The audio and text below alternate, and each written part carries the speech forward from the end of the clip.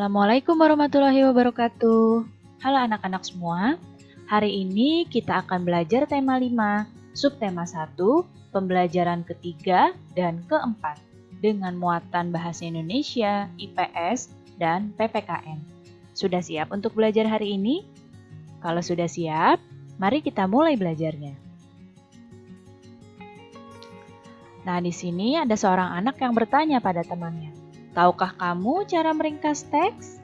Dan temannya menjawab bahwa dia belum tahu karena kemarin dia baru saja belajar cara menentukan ide pokok dari sebuah teks bacaan. Sama ya seperti kalian. Nah, berikut ini adalah cara menyusun ringkasan teks. Yang pertama, untuk menyusun ringkasan teks, kamu harus membaca teks tersebut terlebih dahulu untuk mengetahui dan memahami isi dari bacaannya.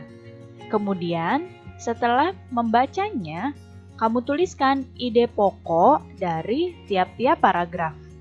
Nah, setelah mendapatkan ide pokok dari tiap-tiap paragraf tersebut, kamu susun ide pokok tersebut yang telah kamu temukan menjadi sebuah paragraf baru.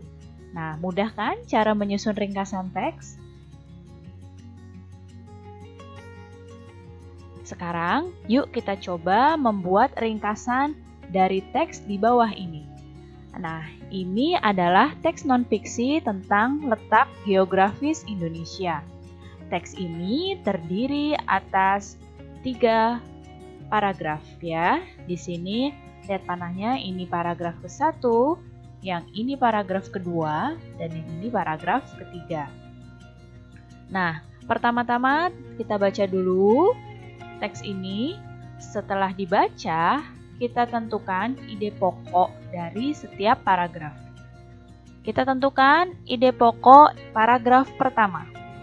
Setelah dibaca, ide pokok paragraf pertama adalah letak geografis adalah letak suatu daerah berdasarkan kenyataan di permukaan bumi. Kemudian, kita baca lagi paragraf keduanya dan didapatkan ide pokoknya adalah letak geografis Indonesia berada di antara 2 benua dan 2 samudra. Kemudian dibaca paragraf ketiga, kita dapat ide pokoknya adalah Indonesia adalah negara kepulauan yang terdiri lebih dari 17.000 pulau. Setelah itu, kita buat ringkasan teksnya dengan menggabungkan ide pokok dari paragraf 1, paragraf 2, dan paragraf 3. Jadi seperti ini.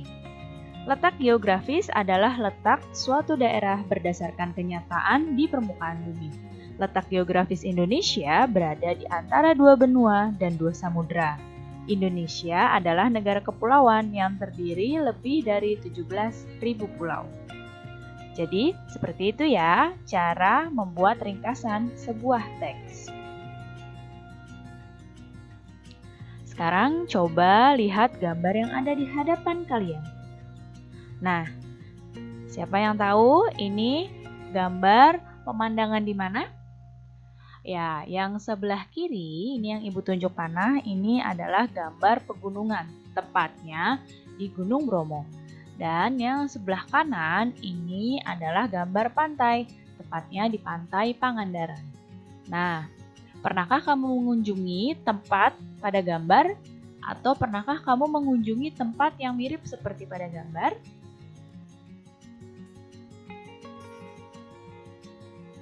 Nah, perhatikan di sini ada peta Indonesia. Nah, sekarang Ibu tanya, masih ingatkah kamu tentang letak geografis Indonesia? Ini sudah pernah kita pelajari pada tema sebelumnya, ya. Nah, letak geografis Indonesia ini di antara 2 benua. Ya, jadi di utaranya Indonesia ini ada benua Asia, dan di selatannya ini ada benua Australia. Jadi Indonesia letak geografisnya yang pertama terletak di antara 2 benua, yaitu benua Asia dan benua Australia.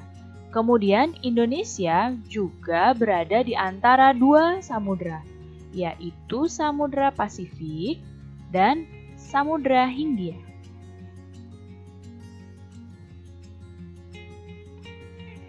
Nah, tadi kalian sudah melihat peta ya. Peta adalah gambaran permukaan bumi yang diperkecil pada suatu bidang datar.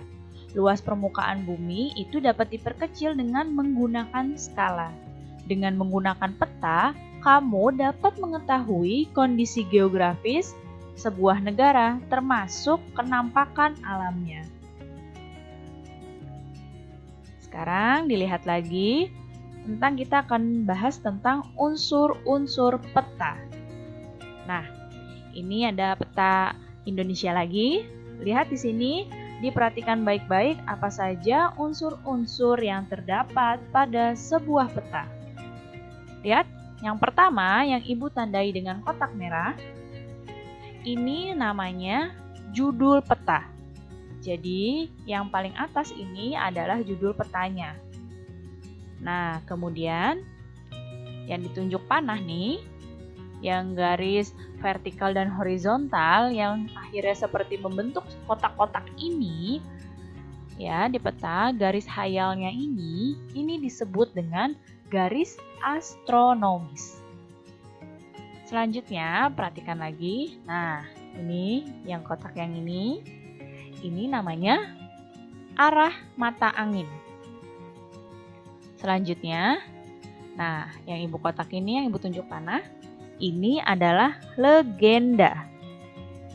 Legenda ini adalah keterangan dari simbol-simbol yang digunakan pada peta yang mewakili kenampakan alam atau objek yang digambarkan pada petanya. Nah, setelah itu, ini bawahnya nih yang seperti simbol-simbol, ini disebut dengan simbol ya. Ini adalah simbol-simbol yang terdapat pada petanya. Dan yang ini, lihat panahnya lagi, ini namanya skala peta. Jadi kalau dalam peta itu harus ada skalanya. Jadi skala itu adalah angka yang menunjukkan perbandingan antara jarak sesungguhnya dengan jarak yang ada pada peta. Jadi unsur-unsur peta ada judul peta, ada garis astronomis, arah mata angin, legenda, simbol, dan skala peta. Indonesia merupakan negara maritim. Masih ingatkah kamu apa negara maritim? Ya, negara maritim adalah negara yang memiliki luas laut yang lebih besar dibandingkan dengan luas daratan dan terdiri atas pulau-pulau. Selain negara maritim, Indonesia berdasarkan kondisi geografisnya juga merupakan negara agraris. Negara agraris adalah negara yang sebagian besar penduduknya bekerja sebagai petani yang mengolah lahan pertanian. Sekarang lihat di sini ada peta Indonesia lagi. Nah, hanya saja di sini petanya lebih spesifik warna-warnanya. Nah, pada peta di atas ini kamu akan melihat adanya perbedaan warna. Ya, di sini di daratan nih, ini ada warna hijau, kuning, coklat muda, coklat tua, dan juga putih. Kemudian di warna perairannya di sini ada biru muda, ada biru, dan ada biru tua. Nah, dari perbedaan warna tersebut, kamu dapat mengetahui kondisi geografis wilayah Indonesia. Nah, ini adalah gradasi warna peta, keterangan gradasi warna peta.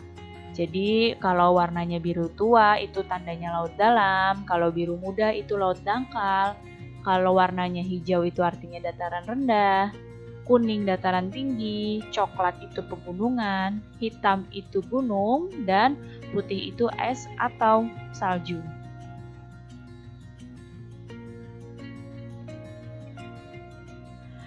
Dengan mengetahui kondisi geografis wilayah, kamu dapat memperkirakan sumber daya alam apa saja yang terdapat di wilayah tersebut.